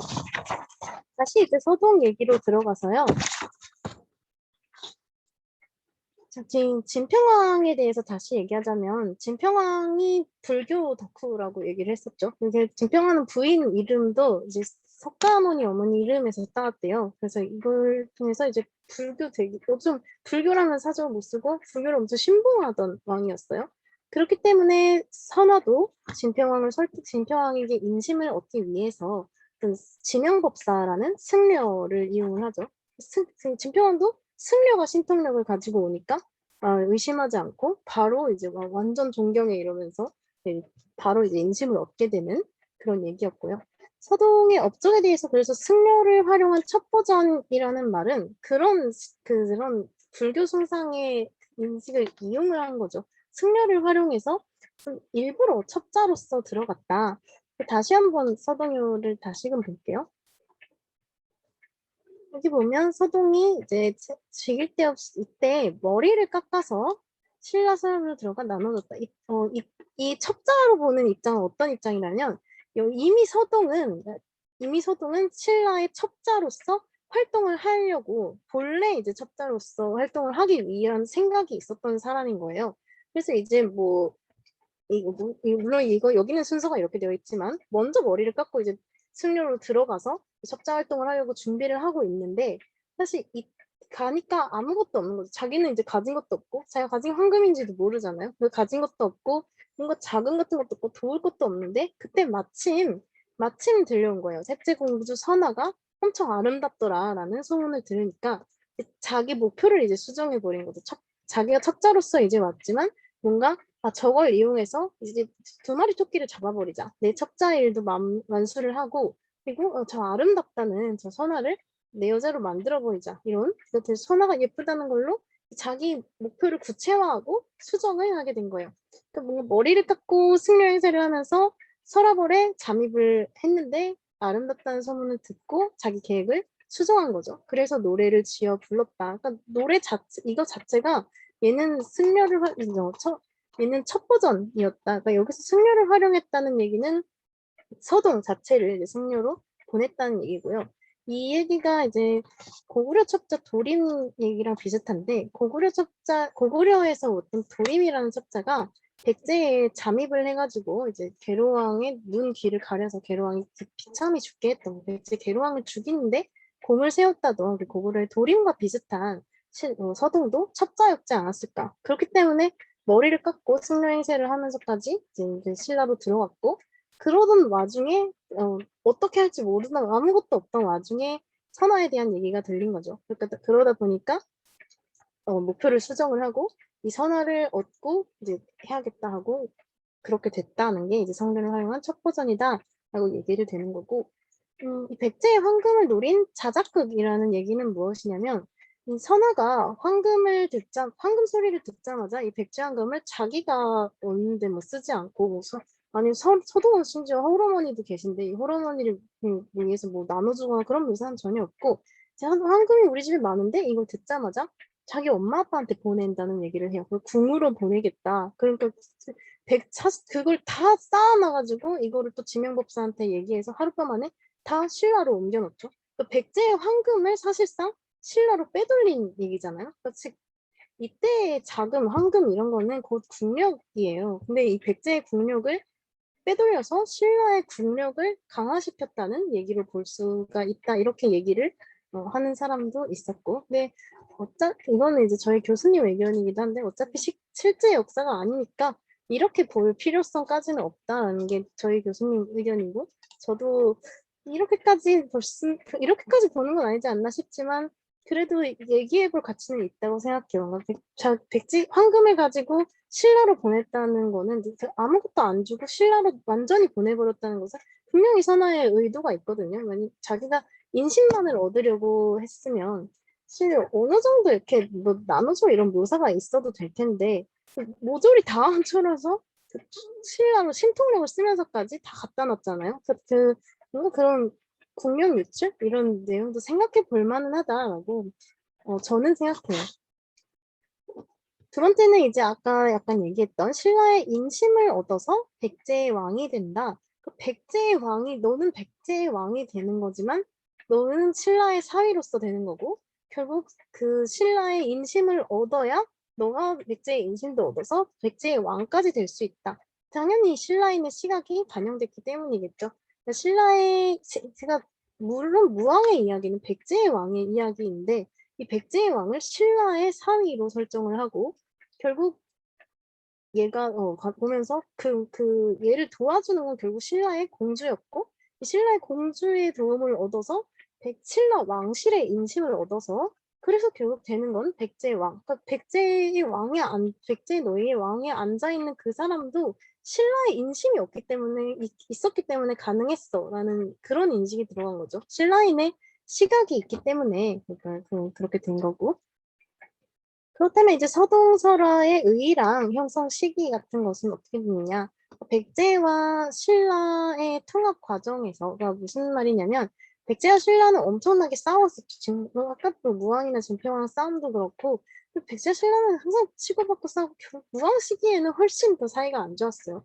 근데 이때 맨날 싸우던 그 유혈 사태를 대체하는 거를 일단 화합의 상상성 역사로 바꾼 거죠. 그러니까 우리도 뭔가 백제와 신라의 갈등이 있는데 이 갈등을 그대로 해서 뭔가 백제를 속된 말로 깐다고 해야 될까요? 까내리듯이 쓸 수도 있었을 텐데 얘가 한 것은 물론 신라인의 시각에서 신라의 우위를 지키면서 사위를 시키고 뭐 그랬지만 사실 서동을 나쁘게 묘사하지 않았거든요. 서동은 우리의 사위가 됐는데 얘는 뭐 기량도 있었고 용의 아들이라는 왕의 자질도 있었고 결국 그게 우리 신라의 공주의 도움을 얻어서 그 왕의 자질이 발현돼서 인심을 얻고 왕까지 됐다.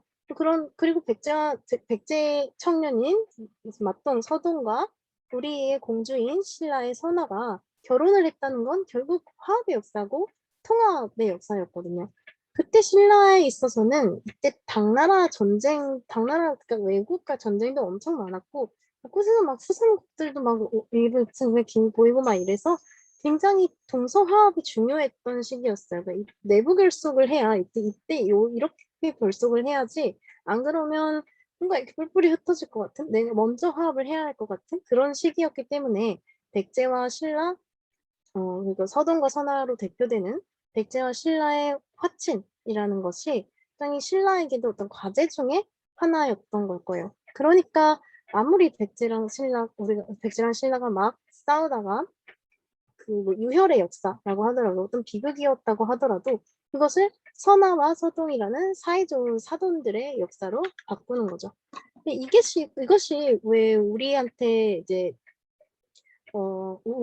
왜 시사점을 주느냐? 왜냐면 우리가 여기서 꿈꾸던 그런 화합의 세계는 아직 오지 않았거든요. 우리 세상에도.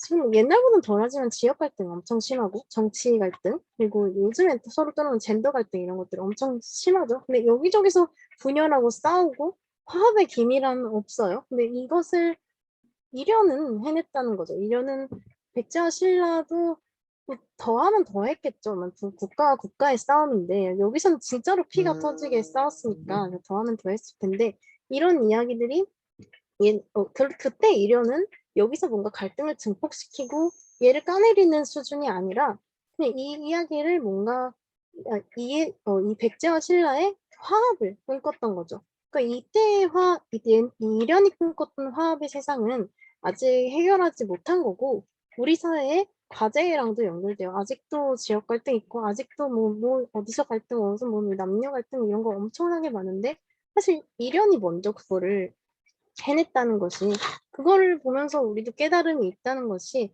이 삼국유사를 대하는 그 태도 아니면 뭔가 얻어갈 게 있다면 그런 것들이 우리한테 주는 시사점이 아닐까. 그렇기 위해서 우리가 고전이 통하는 면모가 있기 때문에 고전을 공부하는 것이 아닐까라는 생각에 이렇게 넣었던 거고요. 보면서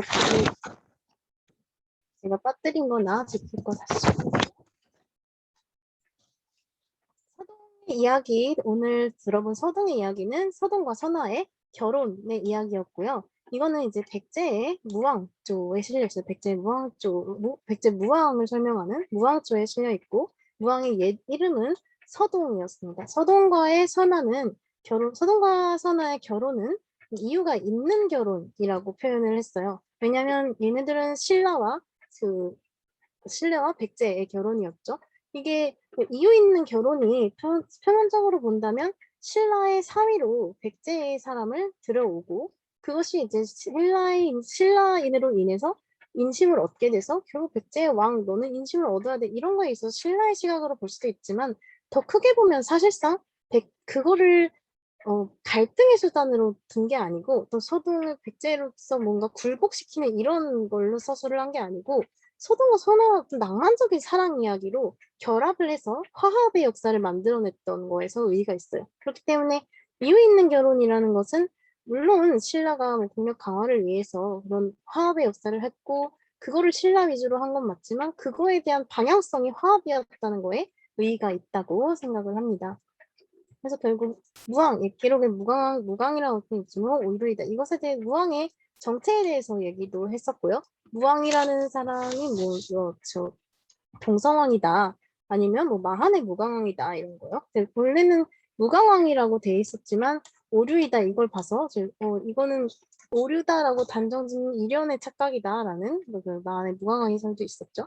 어쨌든 여기 보시면 무왕의 이름이 나오고 호르머니가 사비 남쪽에 집을 짓고 연못의 용과 어울려 무왕을 낳았다고 했어요. 이거는 서동의 신화적인 성격이었죠. 그러니까 용하고 어울린다. 용이 나오면 보통 왕을 의미해요. 용의 아버지고 그 용의 아들은 보통 기량이 뛰어난 어떤 왕의 자질을 가진 사람.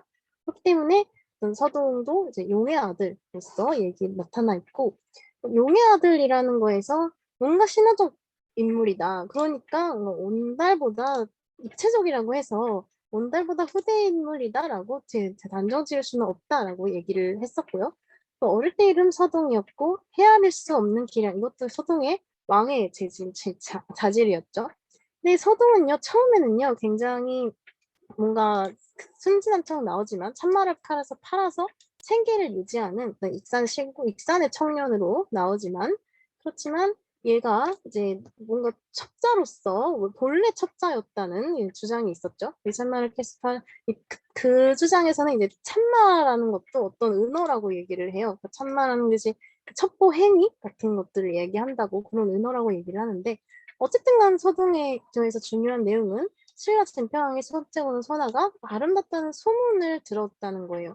그럼 먼저 들어와 있어서 들었는지 아니면 소문을 듣고 머리를 깎아서 갔는지는 모르겠으나 어쨌든 선화공주가 아름답다는 소문에 미의 탐색자로서의 서동은 이 미를 갖고 싶다는 생각을 한 거죠. 이것은 신라 여성이 가진 아름다움의 권능이라고 얘기를 했었죠. 뭔가 행동하게끔 하는 거예요. 남자들을. 그러니까 자신의 아름다움으로 인해서 아름답다 하고 아름다운 묘사로 끝나는 게 아니고 그 아름다움이 어떤 힘을 갖게 된다는 거예요. 예를 들어서 뭐 춘향이든 심청이든 다들 예쁘다는 묘사는 나오는데 그 예쁨으로 뭐를 하는 건 아니거든요. 그 예쁨이 뭔가 큰일을 하게 하고 그런 건 아닌데 뭐 수르부인이라든가 아니면 선화공주 이런 신라 여성들의 아름다움은 이 아름다움이 뭔가 엄청난 그 이야기의 소스가 된다고 해야 되나? 그 이야기를 추진시키기도 하고 어떤 큰 행동을 불러일으키는 그런 미의 권능에 대해서 얘기를 했었고 머리를 깎아서 스님의 행색을 하고 들어간 것은 이때는 이제 국경을 스님은 자유롭게 넘나들 수 있었기 때문에 그런 거라고 얘기를 드렸고요. 신라 서라블로 가서 동네 어린이들에게 나눠줬었어요. 나눠준 거는 이제 트릭스도 이렇게 나눠준 건 마저 계획이죠. 왜 어린이들이었느냐? 이제 어린이들의 입이 빠르잖아요. 그러니까 어린이들 동요로 만들어서 쉽게 부르게끔 하면 결국 점차 잘 퍼지거든요. 그렇기 때문에 이런 노래를 지어서 불러준다. 선화공주님은 남몰래 정분이 나가지고 서동서방님을 밤에 몰래 안고 간다. 혹은 서동서방님의 알을 안고 간다. 이렇게 외설적인 노래를 뿌려서 이제 선화가 쫓겨날 수 있게끔.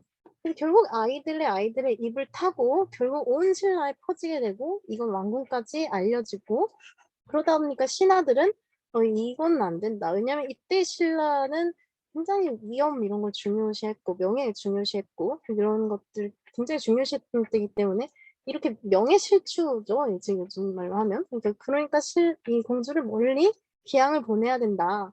근데 기양을 보내기가 조금 그렇죠. 그래도 네, 근데 딸인데 얘는 아무것도 모를 텐데 그러니까 왕비가 순금 한 대박을 챙겨주죠. 이 순금이 나중에 엄청난 그 역할을 하죠. 순금을 채워주고 선아는 그 순금을 가지고 뭣도 모르고 그냥 소동하게 완전히 속아 이때 선아는 속는 입자 나오게 됩니다. 그래서 유배지로 가는 도중에 이제 서동이 나와서 이것도 계획된 거죠. 나가서 절하고 내가 곁에서 모시겠다. 근데 서동의 얼굴은 엄청 잘생겼고 자기는 아무것도 의지할 게 없는데 잘생긴 사람이 와서 내가 곁에서 모시겠다 이러니까 선아는 마음이 동하죠. 이거는 이제 순수함에서 나온 건지 뭐 주체적 행동이라는 정은 선생님 해석도 있었지만 어디서 하는지 몰랐지만 그래도 기뻐하면서 서동을 믿고 따르게 됐어요. 그래서 서동에게 같이 가고 둘은 결국 정부에 나서 연이 되고 그 후에야 서동의 이름을 알게 되니까 내가 서동요 때문에 쫓겨났는데 그 동요의 영험이 이거구나 하고 믿게 되는 저 선화공주의 순수함. 그래서 이제 서동과 함께 서동의 고향인 백제로 오게 되고요. 그때 이제 왕후가 줬던 황금을 보여주면서 생계를 의논을 한 거예요. 이때까지는 선아가 이 쫓겨나고 뭐 이런 되게 수동적이었어요.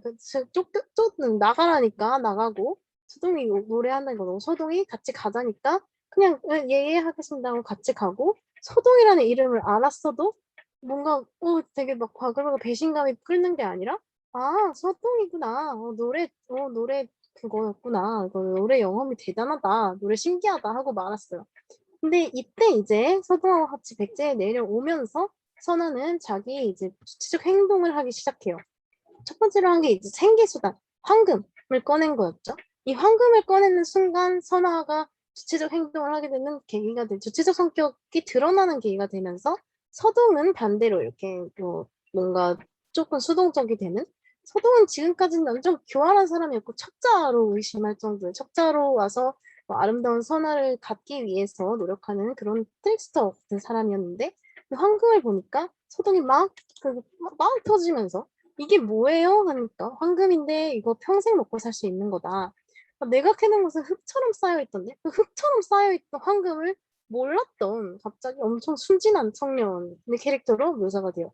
그 선아가 매우 놀라서 이때부터 선아는 또 바뀌게 되죠. 그게 천하의 엄청난 보물이다. 궁궐에 내가 보낼 수 있도록 황금이 있는 곳을 알려주겠어? 그럽시다. 이때 궁궐에 보낼 수 있도록이 중요했죠. 왜냐면 이게 엄청난 보물인 걸 서동은 모르는 사람이니까 온달을 가르치는 평강처럼 이게 엄청난 보물인 걸 모르는 서동에게 이거는 황금은 100년을 먹고 살 수 있는 보물이다. 이거를 그리고 구체적 행동까지 지시해주죠. 궁궐에 보내자. 너와 나가 이걸로 보통은 이제 엄청난 보물이니까 이거 팔아서 우리 평생 먹고 살자 이렇게 할 텐데 궁궐에 보낸대요. 자기 궁궐에. 이거는 첫 번째로 선아가 자기 엄마 아빠에게 엄마 아빠랑 약간 냉전 상태로 나갔잖아요. 싸우고 나간 건 아니지만 인심이 없는 상태로 신뢰도 바닥인 상태로 나왔기 때문에 그것도 회복하고 그리고 서동이라는 사람을 인정받게 해야 되니까 이런 것들 할 겸 그 인심을 얻기 위해서 어떤 목적에 의해서 보낸 게 첫 번째. 두 번째는 이제 그 백제의 국력을 빼돌린다는 설이 있었죠. 자, 백제 황금이라는 건 곧 자력이고 국력이기 때문에 백제인이 어떤 서동에 백제의 황금을 빼돌려서 신라로 가져가는 그런 신라 궁궐에 보낸다는 게 굉장히 중요한 포인트였고요. 그러니까 황금이 있는 곳을 알려달라. 그래서 그럽시다. 서동은 이제 서동은 그 선화에 대해서 그 딴지도 걸지 않고 그냥 무조건 선화가 말이 옳소 하면서 지내는 수동적 캐릭터로 변해요. 황금을 캐서 언덕처럼 쌓아두고 용화산 사자사 지명법사에게 가서 수송할 방법을 알려줘요. 왜 지명법사를 선택했는지도 얘기했었죠. 왜냐면 이때는 불교가 특히 그 진평왕의 경우 불교를 엄청 좋아했기 때문에 지명법사는 보증수표 같은 건 거죠. 지명법사가 보냈다 하면 그걸로 신뢰도가 거의 100은 상승하니까 지명법사에게 가서 이거를 어떻게 옮길 것이냐 그랬더니 지명이 알려줘요. 이때 불교는 신이한 종교이기 때문에 신통력으로 보낼 거다. 그러니 황금을 가지고 와라. 선원은 이제 편지와 황금을 앞에 뒀고 지명은 이제 신통력으로 하룻밤 사이에 신라 궁중으로 이제 쑥 보내줘요. 근데 진평왕은 이제 이게 딱 신통력으로 황금이 이렇게 많이 와 있고 심지어 승려가 보낸 거야. 그러니까 믿게 되죠. 그러니까 그 승려가 한 일인데도 천하와 서동 부부에 대한 신뢰감이 쓱 올라간 거예요. 이 불교가 얼마나 막강했는지가 보이죠. 그리고 답장으로 인사까지 그러니까 용서했다는 거죠. 서동은 이 일로 인심을 얻는데 여기서 웃긴 거는 백제의 무왕이죠. 신라의 인심을 분명히 신라 왕의 인심을 얻은 거였거든요. 그런데 백제의 왕이 돼요. 그러니까 백제의 왕이 되려면 너희는 일단 백제인이 신라의 사위로 설정된 것도 신라인의 인식이고 또 뭔가 너희가 신라의 인심을 얻어서 너희의 왕이 되더라도 신라의 인심이 필요하다. 또 이런 너희 왕위에 오를 수 있었던 거는 결국 우리 공주의 도움 그리고 우리 공주의 도움으로 인한 우리 공주의 도움으로 인해서 우리나라의 인심을 얻었기 때문에까지 되는 게 이제 백제 무왕이 된다. 여기 이 말에 이제 내포되어 있는 얘기라고 얘기를 했었고요. 그다음 이제 왕이 되는 이야기까지가 나왔고 그 왕이 된 후에 무왕이 부인에 가는 이 미륵사 창건에 대한 얘기가 이제 나오죠. 그러니까 서동이 선화를 만나는 얘기, 왕이 되는 얘기, 그다음 미륵사를 창건하는 얘기 이렇게 크게 세 부분으로 나뉘어져요. 부인과 함께 사자사에 행차했다. 용화산 아래 큰 연못가에서 미륵불을 비롯한 세계 불상, 즉 미륵삼존이 나타난 거예요. 그 미륵삼존을 보니까 이때는 불교가 안 그래도 신이었는데 연못에서 막 미륵불이 솟아난다고 생각해 보세요. 그러니까 뭔가 선화 입장에서는 이거는 그냥 보면 안 됐던 거죠. 그냥 넘길 수가 없었던 거. 그래서 수레를 멈추고 정성껏 이제 불공을 들이고 공경을 한 후에 선화가 말해요. 이거 두 번째 선화의 주체성이었죠. 여기에 큰 절을 지어야겠다. 이것은 저의 소원이다. 이게 소원이라고 말하는 거에서 이제 강렬한 뭔가 의지가 느껴지죠. 그렇죠? 왜냐하면 내가 이제 주체적으로 미륵사를 세우겠다. 이거지.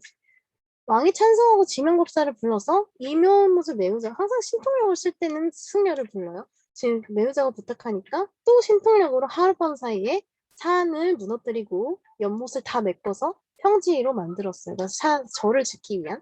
이어서 이제 미륵 3존을 보고 했던 거니까 미륵 3존을 또 만들어주고 거기에 이제 사찰 건물들을 나눠 세운 다음에 이 절의 이름에 이 미륵사라는 이름을 붙였다. 즉 미륵사 창건이 선화공주로부터 이루어졌다는 얘기를 했었어요. 근데 사실상 이때 여기 사리부영기에서 나온 걸로는 백제의 왕후는 사책 적덕의 딸이었고 선화라는 인물은 가공인물이었다는 것이 여기서 밝혀졌죠. 그러니까 미륵사 창건도 역시 미륵사 창건이라는 것에 선화공주를 붙인 것도 역시나 신라인의 시각이 있는 거죠. 이때 너희들의 뭔가 미륵사를 지은 것도 우리 공주가 선화의 뭔가 주체성이라든가 아니면 선화의 업적을 더 넣기 위해서 신라 공주의 업적을 넣기 위해서 이런 얘기를 넣은 거라고 볼 수 있겠어요. 삼국상의 왕자는 아니지만 어쨌든 여러 가지 이런저런 얘기를 했었고 진평왕이 또 장인 여러 명을 보내 창건을 도와줬다. 진평왕의 신임을 얻었다는 증거죠, 이거는. 그리고 지금 당시에도 미륵사는 남아있다. 이거는 증거물로서 기능하는 거죠. 그렇죠? 그러니까 뭔가 설화들은 꼭 그래요. 그러니까 특히 전설에 있어서는 뭔가 이야기를 하고 나면 그거에 대한 신빙성을 높이기 위해서 그건 또 증거물이 있는 그 증거물을 보고 이야기를 붙였을 가능성이 높지만 어쨌든 그때 이렇게 남아있다라고 얘기를 하는 거고 성격은 또 이건 이론이 붙인 무왕의 법왕의 아들이라 했는데 여기서는 호러머니 자식이라 하니 모를 일이다. 그러니까 이거는 그냥 이론이 이제 이렇게 했는데 뭔가 신이한 느낌을 주기 위해 덧붙였을 수도 있고 왜냐면 용의 아들이니까 이거는 그냥 이론의 생각이었던 거고요. 그래서 이제 어떤 얘기를 했었냐면 선화랑 서동의 캐릭터를 보면서 어떤 트리스터 순진한 청년 그리고 순진한 것과 주체적 여성에 대해서 얘기를 했었고요.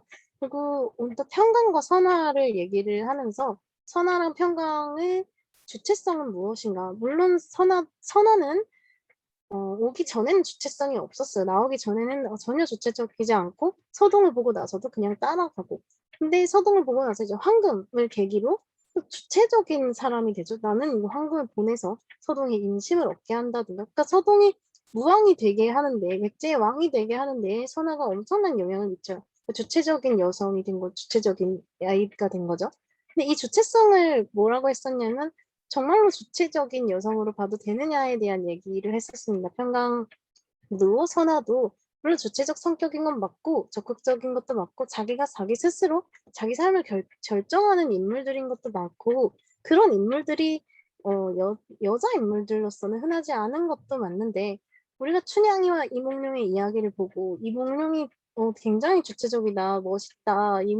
이몽룡은 진짜 뭔가 진짜 주체적 남성상 이렇게 얘기하지 않는 것처럼 뭔가 그런 여성들의 욕망이나 그런 게 담긴 것이 춘향전인 것처럼 이것도 역시 남성의 욕망과 환상의 현상으로 인한 주체적 여성일 수 있다라는 건 생각해 볼 필요가 있다고 얘기를 했습니다. 왜냐하면 주체적인 행동의 결과가 결국엔 남자들을 출세시키는 데 있었기 때문에 물론 이것이 뭐 후대에 나올 인물상이다, 주체적 여성이다 이런 의미도 의미가 있지만 사실상 그게 우리가 진정으로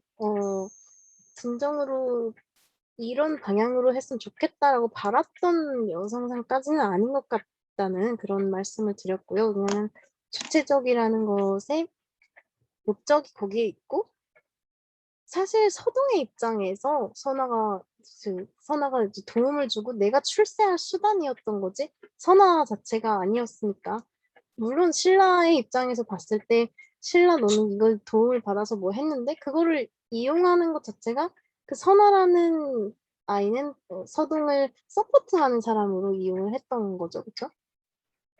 이런 얘기를 했었고 그 다음에 마지막에 서동의 업적에 관해서 이거는 계속 얘기했던 내용이었고요. 중요한 거는 백제와 신라의 통합이라는 건 동서의 화합적 상상 그런 역사를 얘기를 해서 동서 화합의 상상을 얘기를 한 거였고 물론 신라가 뭐 전쟁이나 아니면 후삼국 출현 이런 것 때문에 화합이 필요했고 뭔가를 통합해야 할 것에 있는 건 맞아요. 그래서 이 화합에 대한 의도가 있고 의도적인 서술인 건 맞는데 이 의도적인 서술을 할 때도 뭔가 내가 얘를 굴복시켜서 뭐 한다는 게 아니라 조화를 이루고 결혼을 한 낭만적인 사랑 이야기로 화합의 역사를 썼다는 게 오늘날에도 이런 여러 가지 갈등이 펼쳐지는 오늘날의 입장에서 봐도 이런 화합의 정신이라 해야 되나? 이런 이야기가 꿈꾸는 걸 보여주는 그런 화합은 아직까지도 우리 교육생의 과제가 되고 있다라고 말씀을 드렸고 여기까지